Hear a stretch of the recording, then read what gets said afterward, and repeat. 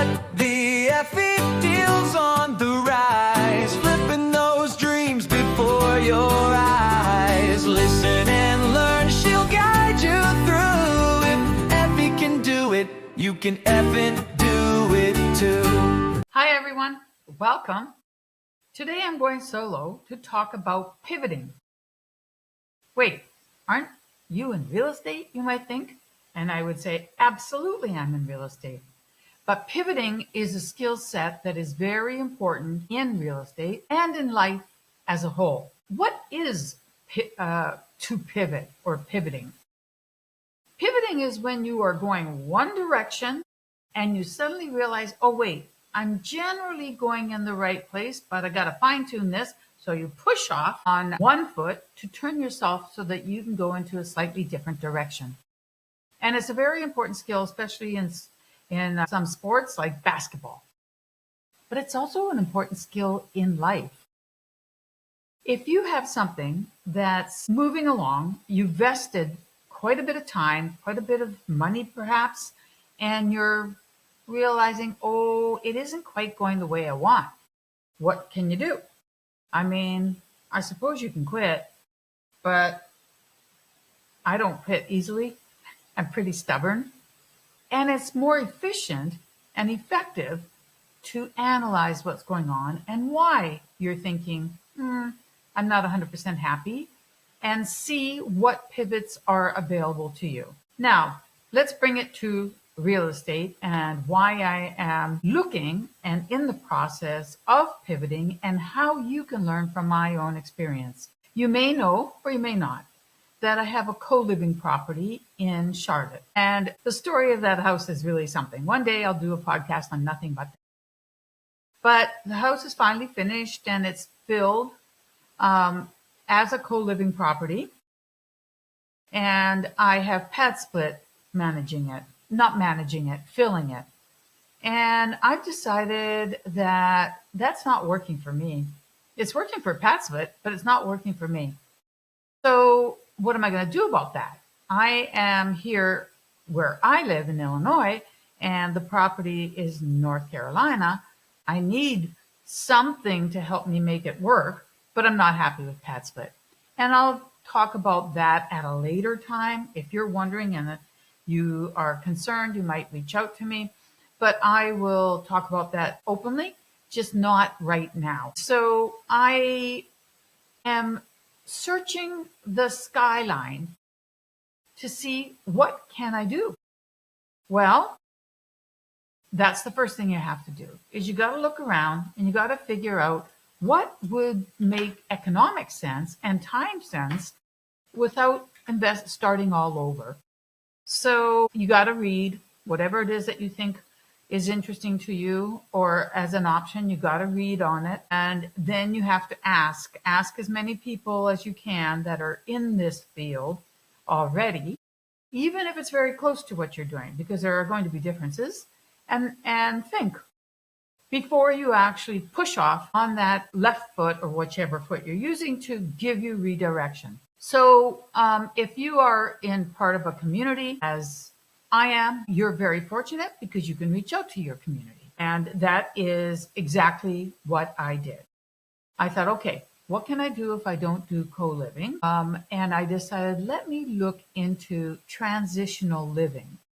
So what is transitional living? Well, transitional living is when a person is going from one stage in their life to another one. And that in-between period is transitional living.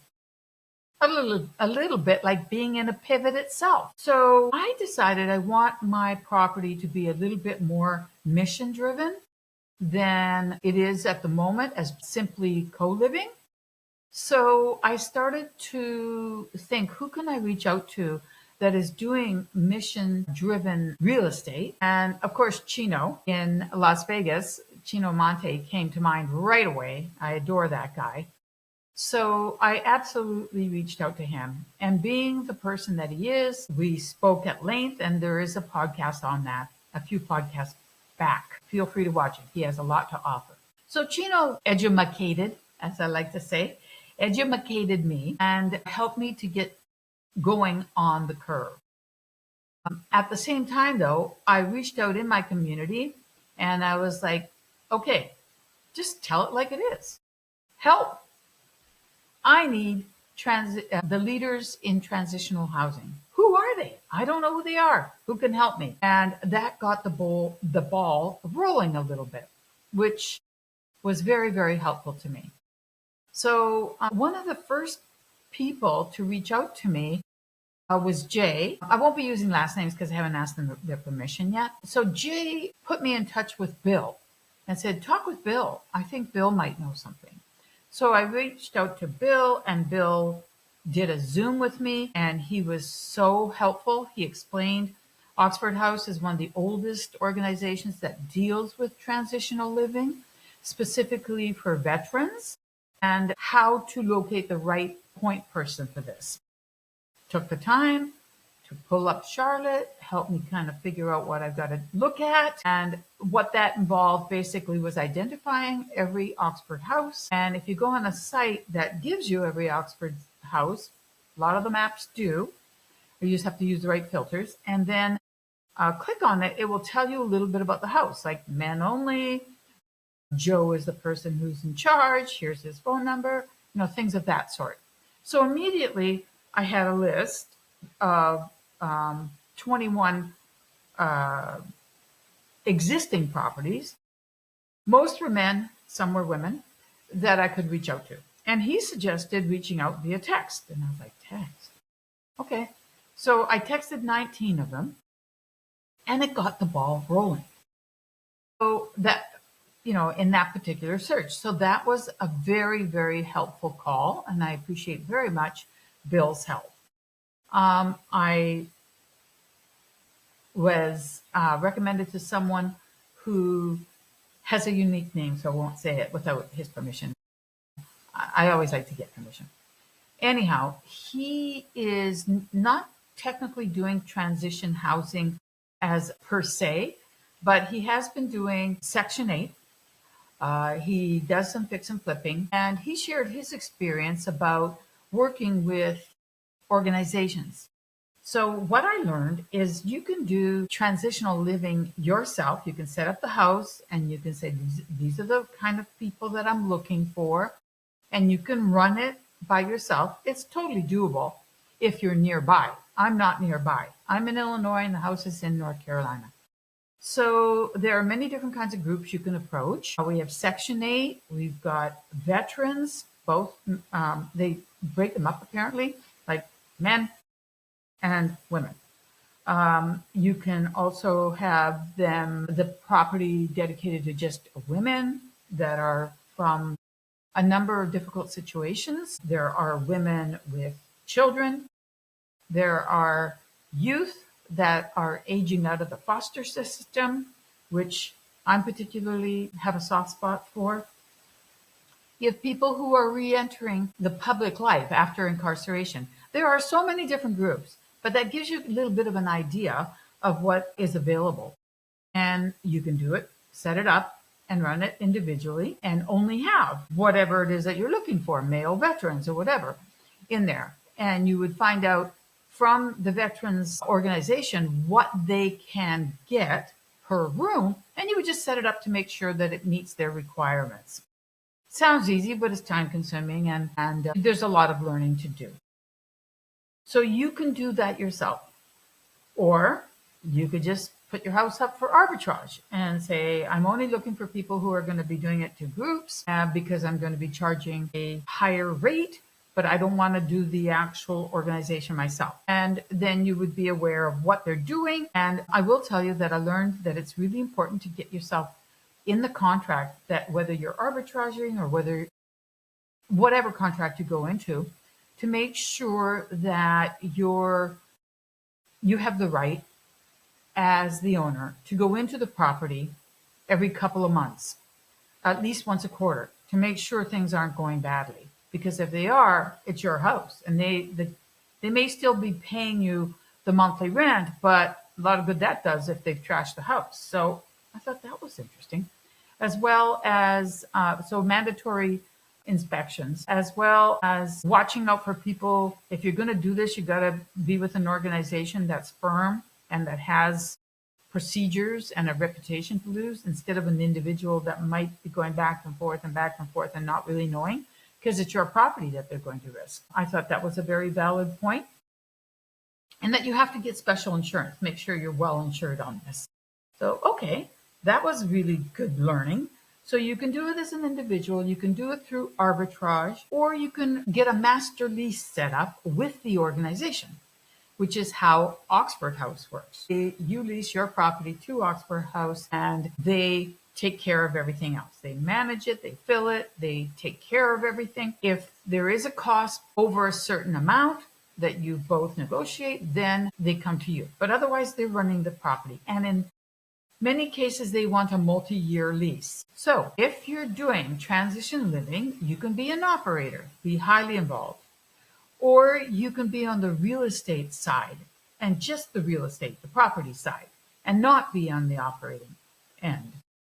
So off I went with this very knowledgeable person's information, which I just shared to you. And I reached out to Adam, and Adam, told me more about veterans housing and how that worked, and that was good. I reached out to Tammy, and Tammy was very helpful, really helped me get some direction. Then I went to a good friend, Brenda, who is looking at all this herself, and we discussed that, how we're in similar situations. Then I ended up talking with Kira and Connie, and they have done their first property, and they're looking to help investors to connect with this. So I'm like, oh, that's interesting. So they're setting it up as a service, and they're early on. But in our first discussions, we're both excited. We think we're going to work together. We're going to have a second meeting, and Brenda's going to join us, as a matter of fact, so that she can learn. So that's an interesting way of getting into it, which hadn't been mentioned before. You can operate it yourself. You can find a nonprofit or some kind of organization to do it, but you can also work with a firm that is in the business of helping you, and that's what Kira and Connie are going to. Yay! Anyhow, I kept going because there's so much to learn. I don't want to just stop there because I don't know. I mean, there's a lot to learn. I got to know this is my property. So I had reached out to Jabs, and that was just that wasn't very, we haven't connected the way I want to yet, but a little bit of a touch. And then Tom, most recently, and oh my God, Tom was a wealth because he's kind of honing in on the area that I am most interested in, even though this particular house, isn't best suited for youth who are aging out of foster because it's not close to buses. I got to learn about what is interesting me the most, and that was really good. And he put me in touch with James, and James, wow, I got to talk to him, man. He's doing a lot of things that sound very interesting, and he's doesn't want to operate it. From what I understand, it's only the real estate aspect. So similarly to how some people are buying properties and converting them, let's say, to co-living, but don't want to be involved with co-living, just doing the conversion, that's their business. That's another aspect that you can do. So back to my main point of pivoting. Pivoting allows you to take something that might not be working and to change the lane that you're going down to be able to make it successful. So I consider pivoting a success. I don't consider it a drawback. It's part of the learning process. And instead of starting all over again, you just redirect. So I think that is worth sharing, as well as sharing my journey thus far. If you are in transitional living and you have experience that could help me, please do reach out, whether you're in our community or not. This is a huge thing. There's such a need for housing, and group housing helps. It helps a lot. And that's one of the things I wasn't crazy about with co-living, or not crazy. Yes, it gives them affordable rooms, but they don't have, that's it. That's the commonality they have. I want more commonality in the group that is going to be occupying and living and growing and improving in my home, because I put a lot of love and care and money in it. So if you happen to have experience in that area that could help me, please do reach out. I'm on IG, I'm on Facebook. You got it. I stopped putting my number on because I get so many calls. But if you're doing something, regardless of whether it's co-living or something else, if you're not 100% happy and you're wondering what am I doing wrong or what's not quite right about this, like I said, read up on it as much as you can. Use your network to talk to as many people as possible. Think and then take your action. At this point, my home is still co-living and it will be until things are resolved and figured out. So yes, pivoting is a very good thing. Before I leave you, I want to say that I'm also pivoting in my physical real life situation. As some of you may know, in August, I started walking and I walked, I'm just looking at the poster because I put it up, 673,000 steps in August. It was crazy. But I did lose 15 pounds. I feel much stronger. It's amazing to think I was 15 pounds heavier than I am now because I feel like I'm still heavy and that this is how I am. So it's kind of interesting to see how you adjust so quickly. I guess it goes the other way too when I gained. But I can't really walk right now because I'm in Chicagoland and summer is over and now it's winter, pretty much. Too cold. I don't want to be out there any more than I have to. Certainly not for the amount of time that it took. I have been shortening my walks in September and October, but I am pivoting. What am I pivoting to? I don't know yet. But what I did do is the same thing as I did here. I started thinking, well, what else could I do and where to start? Because I do know some things. I don't want to go to a gym. I don't want to go to a gym. I don't like going to gyms. I wouldn't mind swimming if I had my own swimming pool, but I'm not going out there and getting all wet and coming back out. So swimming is out because of that. What sort of things can I do in my house that's not going to take a lot of time and that could help me to continue on this road of improving my health? So I posted. I posted asking for help on that. And I've gotten a lot of ideas. So that's a good thing. So just because something isn't working out doesn't mean you're stuck. It means you need to reach out. Reach out, read, research, ask, think, and then make your new commitment. So I'll let you know what that is when I figure it out in the next couple of days. But for now, I want to say I hope you've learned something about transitional living and about pivoting and how not to be stuck, but rather to turn being stuck into a temporary thing and to use pivoting to move forward. That's it. Hasta la vista. See you next week.